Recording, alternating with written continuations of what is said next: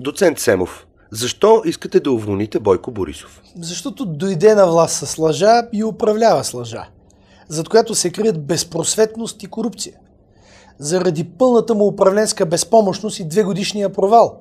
Чуждите инвестиции на практика секнаха, образованието и здравеопазването са в колапс, доходите намаляват, бизнесът стене.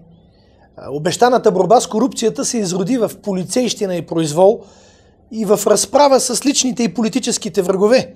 И в крайна сметка в опит за налагане на личен режим в съдебната система.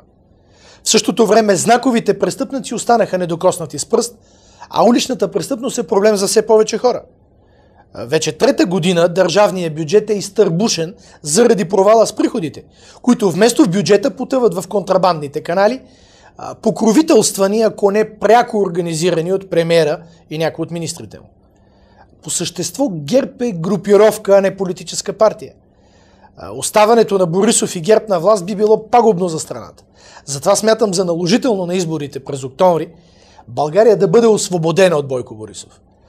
Ако аз бъда избран за президент, лично ще го уволня. Как точно смятате да го уволните? Гласуването за кандидат като мен ще бъде категоричен вод на недоверие срещу Бойко Борисов. Избирането ми би било безусловно потвърждение на желанието на българите да имат нова конституция.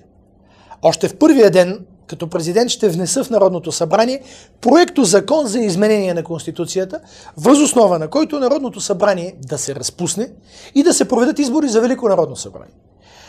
Ще наложа провеждането на референдум за нова Конституция, а ако Народното събрание откаже да изпълни задълженията си, ще призова гражданите заедно да принудим бламираното правителство да подаде оставка. Разбира се, ще гарантирам на страната стабилност и нова икономическа доктрина.